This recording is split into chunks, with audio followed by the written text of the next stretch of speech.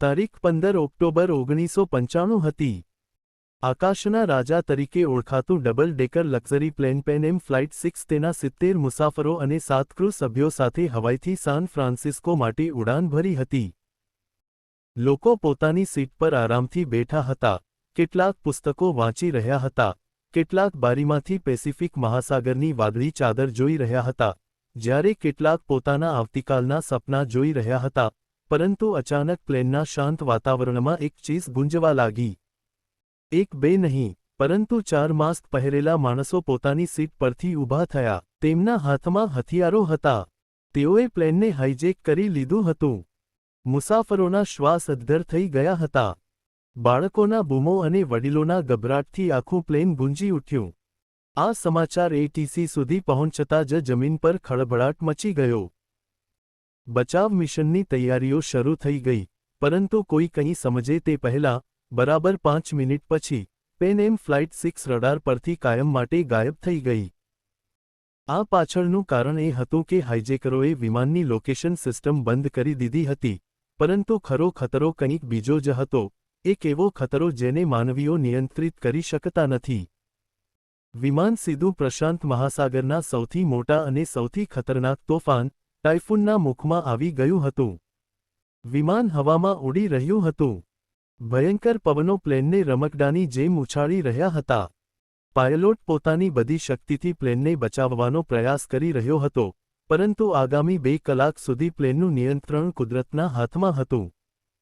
2 કલાકના આ જીવલેણ સંઘર્ષ પછી, પ્લેનનું એક એન્જિન નિષ્ફળ ગયું અને થોડી વાર પછી બીજું એન્જિન પણ નિષ્ફળ ગયું।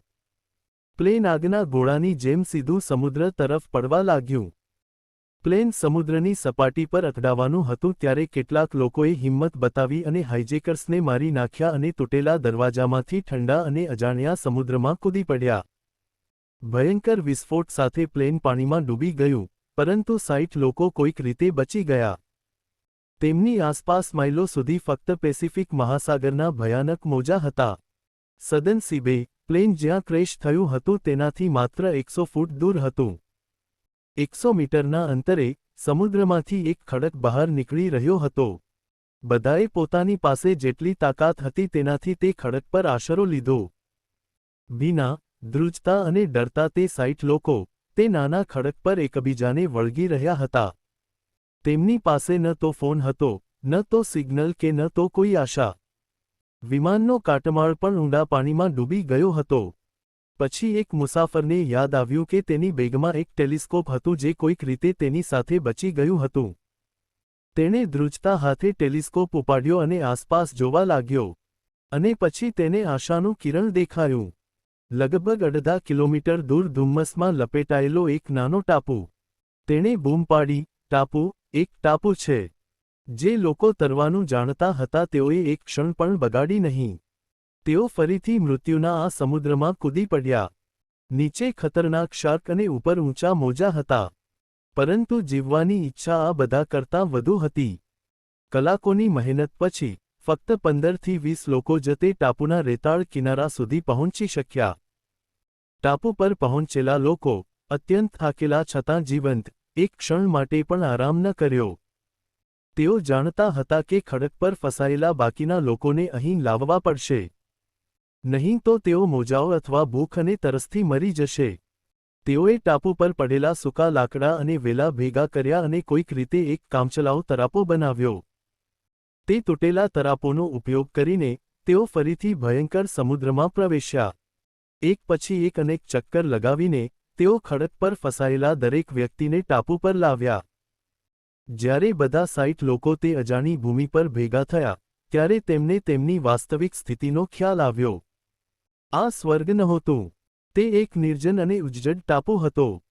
થોડા નારિયેળના ઝાડ, થોડા જંગલી ઝાડીઓ અને ચારે બાજુ ફક્ત રેતી। ખોરાકની કોઈ વ્યવસ્થા નહોતી, પીવાના પાણીનો કોઈ સ્ત્રોત નહોતો। નિરાશાના વાદળો તેમના પર છવાઈ ગયા। કેટલાક લોકો ઘૂંટણીએ બેસીને રડવા લાગ્યા। કેટલાક તેમના પરિવારોને યાદ કરીને ચીસો પાડવા લાગ્યા અને કેટલાક ફક્ત માથું પકડીને બેઠા। તેઓ માનતા ન હતા કે તેઓ ખરેખર જીવંત છે કે આ એક ભયાનક સ્વપ્ન હતું। આ નિરાશા વચ્ચે, એક શાળાના શિક્ષક, શ્રી ડેવિડ, આગળ આવ્યા અને તેણે ઊંચા અવાજે કહ્યું, મિત્રો, જો આપણે ડરી જઈશું તો આપણે બધા મરી જઈશું. આપણે જઈશું, આપણે જીવવું પડશે, આપણે એકબીજા માટે જીવવું પડશે. તેમના અવાજમાં એક આત્મવિશ્વાસ હતો જેણે તૂટેલા લોકોને નવી આશા આપી. બધા એક થયા અને ઘાયલોની સંભાળ શરૂ થઈ. હવે સૌથી મોટો પડકાર ભૂખ અને તરસનો હતો. એક યુવાન માઇકલે હિંમત ભેગી કરી અને એક ઊંચા નારિયેળના ઝાડ પર ચઢ્યો અને થોડા નારિયેળ લાવ્યો. તે થોડા નારિયેળ 60 લોકો માટે કંઈ નહોતા, પરંતુ તે ફક્ત નારિયેળ નહોતા, તે આશાનો પહેલો ડોઝ હતા. લોકોએ ખડકોના ખાડામાં વરસાદનું પાણી એકઠું કરવાનું શરૂ કર્યું અને તે પીવાનું શરૂ કર્યું. શ્રી ડેવિડે બધાને નાની ટીમોમાં વહેંચી દીધા. એક ટીમને ટાપુ પર ખાદ્ય ફળો અથવા મૂળ શોધવાનું કામ મળ્યું અને બીજી ટીમને આશ્રય બનાવવાનું કામ મળ્યું. સૌથી મુશ્કેલ કાર્ય માછલી પકડવાનું હતું. કેટલાક યુવાનોએ ઝાડની તીક્ષ્ણ ડાળીઓમાંથી ભાલા બનાવ્યા અને કલાકો સુધી દરિયા કિનારે ઊભા રહીને માછલી પકડવાનો પ્રયાસ શરૂ કર્યો. ઘણા નિષ્ફળ પ્રયાસો પછી તેઓએ આખરે એક નાની માછલી પકડી. તે દિવસે જ્યારે તે માછલીને આગ પર રાંધવામાં આવી, ત્યારે તેની સુગંધ કોઈ મિજબાનીથી ઓછી ન હતી. બધાએ તેનો એક નાનો ટુકડો ખાધો. તે ફક્ત માછલીનો ટુકડો નહોતો, તે તેમની પહેલી જીત હતી. તે ક્ષણે તેમને શીખવ્યું કે આ તેમનું જીવન છે. એક એવી વાર્તા જ્યાં આપણે બધું શેર કરીને જીવવું પડે છે. મિત્રો, વાર્તામાં આગળ શું થયું તે જાણતા પહેલા એક નાની વિનંતી. જો આ સાચી ઘટના તમારા હૃદયને સ્પર્શે છે, તો કૃપા કરીને આ વિડિયોને લાઇક કરો અને ચેનલને સબસ્ક્રાઇબ કરાવો. દિવસો અઠવાડિયામાં અને અઠવાડિયા મહિનામાં ફેરવા લાગ્યા. હવે તેઓ સમજી ગયા કે મદદ કદાચ ક્યારેય નહીં આવે, તેમને અહીં જ રહેવું પડશે. તેઓએ પાંદડા, ઝાડની ડાળીઓ અને નારિયેળના રેસાથી નાની ઝૂંપડીઓ બનાવવાનું શરૂ કર્યું. પહેલા વરસાદમાં જ તેમની બધી મહેનત વ્યર્થ ગઈ. ઝૂંપડીઓ ટપકવા લાગી પણ તેઓએ હાર ન માની અને વધુ મજબૂત આશ્રયસ્થાનો બનાવ્યા. જરૂરિયાતે તેમને એવું બધું શીખવ્યું જે તેમણે ક્યારેય વિચાર્યું ન હતું. કેટલાક લોકોએ માછલી સૂકવવાનું શીખ્યા જેથી તેને લાંબા સમય સુધી સાચવી શકાય. એક મહિલા જે નર્સ હતી, તેમણે જંગલી પાંદાઓથી નાની ઈજાઓ અને રોગોની સારવાર કરવાનું શીખ્યા. તેમણે નક્કી કર્યું કે જો તેઓ અહીં રહેવા માંગતા હોય, તો તેમણે ભવિષ્ય વિશે વિચારવું પડશે. તેમણે ટાપુની આસપાસ નારિયેળના બીજ વાવવાનું શરૂ કર્યું અને જંગલી છોડના કાપવાનું શરૂ કર્યું. તેમણે દરિયા કિનારે રેતી પર નારિયેળના ઝાડ છોડીને એક મોટું મદદ લખ્યું. આશા હતી કે કદાચ કોઈ વિમાન તેને જોશે. એક દિવસ દૂર આકાશમાં એક જહાજ દેખાયું. બધાએ ગાંડાની જેમ ચીસો પાડી, આગ પ્રગટાવી અને ધુમાડો કાઢ્યો, પરંતુ વહાણ તેમને ન જોયો. તે દિવસે ઘણા લોકોની આશાઓ સંપૂર્ણપણે તૂટી ગઈ. શરૂઆતના 2-3 મહિના સૌથી મુશ્કેલ હતા. અજાણ્યા ટાપુનું વાતાવરણ, ખોરાક અને સ્વચ્છ પાણીનો અભાવ હતો. રોગો ફેલાવા લાગ્યા. નિરાશા અને એકલતાએ ઘણા લોકોને માનસિક રીતે તોડી નાખ્યા. એક પછી એક 10 લોકો મૃત્યુ પામ્યા. દરેક મૃત્યુ તેમના માટે એક મોટો આઘાત હતો. તેઓએ પોતાના હાથે પોતાના સાથીઓને રેતીમાં દફનાવ્યા અને લાચારીથી રડ્યા. હવે તેઓ 60 વર્ષથી વધુ ઉંમરના છે. 50 બાકી હતા. બીજી બાજુ, બહારની દુનિયામાં મહિનાઓ સુધી શોધખોળ કર્યા પછી, જ્યારે પનમ ફ્લાઇટ 6નો કોઈ પત્તો લાગ્યો નહીં, ત્યારે સરકારે તેમને મૃત જાહેર કર્યા. તેમના પરિવારો માટે શોક સભાઓ યોજાઈ. તેમના નામ અખબારોમાં છાપવામાં આવ્યા. વિશ્વ માટે, તે 77 લોકો પેસિફિક મહાસાગરના ઊંડાણમાં દટાયેલી એક પીડાદાયક યાદ બની ગયા હતા. તેઓ જાણતા ન હતા કે તેમાંથી 50 લોકો હજુ પણ અજાણ્યા ટાપુ પર દરરોજ મૃત્યુ સામે લડી રહ્યા છે, આશા રાખતા હતા કે કોઈ તેમને આ તેમના સંઘર્ષનું સૌથી કાળું પ્રકરણ હતું જ્યારે તેમને લાગ્યું કે તેઓ હવે અહીં કાયમ માટે ફસાયેલા છે. 2 વર્ષ વીતી ગયા, જીવન હવે પાટા પર આવી ગયું હતું. તેઓએ જીવવાનું શીખી લીધું હતું અને પછી તે નિર્જન ટાપુ પર એક ચમત્કાર થયો. એક મહિલાએ એક સ્વસ્થ બાળકીને જન્મ આપ્યો. તે બાળકીનું પહેલું રુદન. ટાપુનું આખું વાતાવરણ બદલાઈ ગયું છે. જ્યાં અત્યાર સુધી ફક્ત મૃત્યુ જ હતું અને નિરાશા હતી, હવે જીવનનું સંગીત ત્યાં ગુંજી રહ્યું હતું. બધાએ નાનકડા જીવનને જોવા આવ્યા. તેમની આંખોમાં આંસુ હતા, પણ આ વખતે આંસુ ખુશીના હતા. તે છોકરીએ બધાને જીવવાનું એક નવું કારણ આપ્યું. તે ફક્ત એક છોકરી નહોતી, તે એક પુરાવો હતી કે સૌથી મુશ્કેલ પરિસ્થિતિઓમાં પણ જીવન હાર માનતું નથી. તે તેમની આશાની નવી મશાલ હતી. લોકોએ તે દિવસને ઉત્સવની જેમ ઉજવ્યો કારણ કે 2 વર્ષ પછી જીવન મૃત્યુ પર વિજય મેળવ્યો હતો. હવે તેઓએ ફક્ત પોતાના માટે જ નહીં પણ આ નવી પેઢી માટે પણ જીવવાનું હતું અને આ ટાપુને વધુ સારી જગ્યા બનાવવાનું હતું. 10 વર્ષ વીતી ગયા અને હવે ટાપુ પર જીવનની એક વ્યવસ્થા રચાઈ ગઈ હતી. શ્રી ડેવિડે બાળકો માટે એક નાની શાળા ખોલી હતી, જ્યાં તેઓ તેમને વાંચતા અને લખતા શીખવતા હતા અને દુનિયા વિશે, એવી દુનિયા વિશે જે આ બાળકોએ ક્યારેય જોઈ ન હતી. બધાએ પોતાનું કામ વહેંચી લીધું હતું. કેટલાક લોકો માછલી પકડતા હતા, કેટલાક ખેતી કરતા હતા, કેટલાક બાળકોની સંભાળ રાખતા હતા. તેમનું મનોબળ ઊંચું રાખવા માટે તેઓએ વિમાન દુર્ઘટનાની વર્ષગાંઠને સર્વાઇવલ ડે તરીકે ઉજવવાનું શરૂ કર્યું. તે દિવસે તેઓ ગીતો ગાતા, વાર્તાઓ કહેતા અને તે મિત્રોને યાદ કરતા જે હવે તેમની સાથે નથી.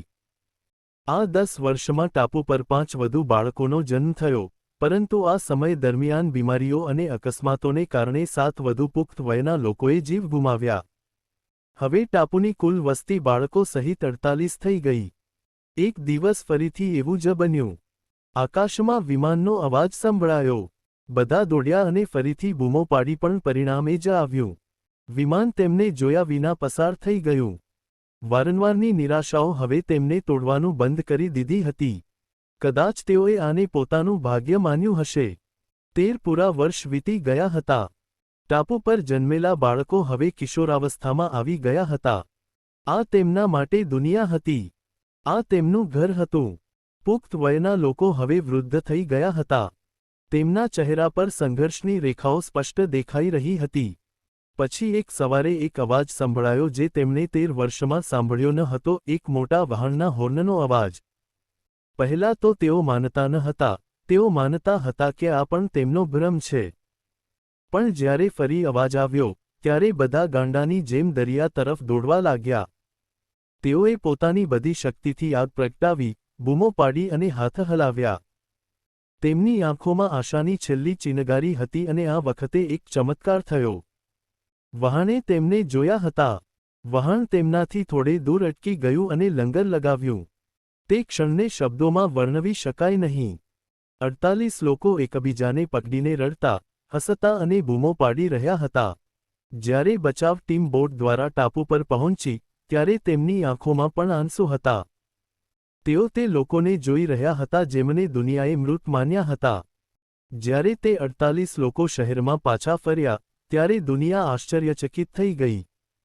તેઓ હવે પહેલા જેવા લોકો રહ્યા નહીં.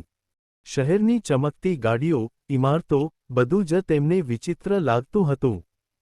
કોઈ તેમની વાર્તા પર વિશ્વાસ કરી શકતું ન હતું.